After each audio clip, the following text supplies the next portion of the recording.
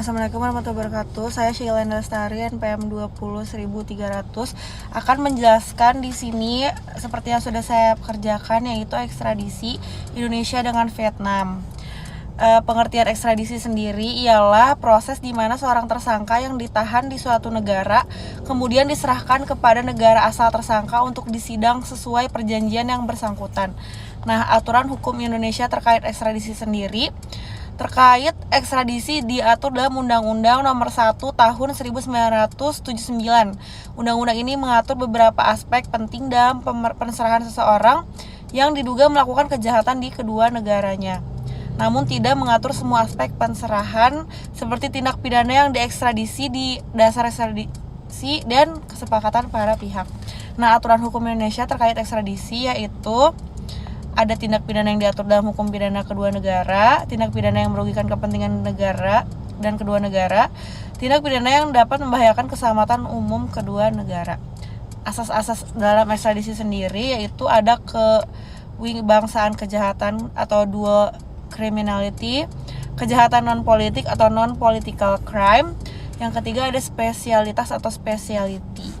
Nah, asas-asas dalam ekstradisi sendiri itu ada juga yang non-pengembalian, prinsip yang melarang pengiriman kembali individu ke negara asalnya, terus pengadilan yang diadil atau fair trial, terus tidak ada diskriminasi atau non-discrimination.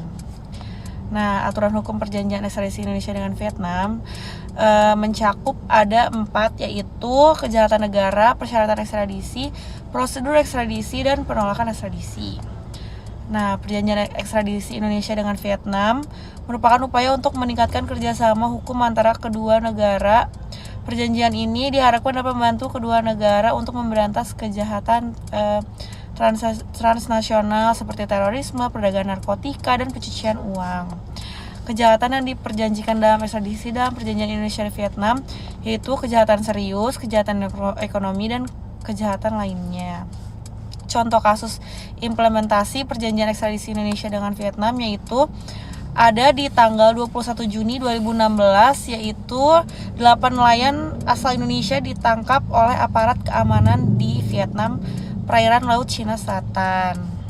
Seperti yang sudah saya jelaskan di PPT, untuk lebih lanjutnya dan lebih jelasnya, sekian perjanjian ekstradisinya sudah saya jelaskan. Wassalamualaikum warahmatullahi wabarakatuh.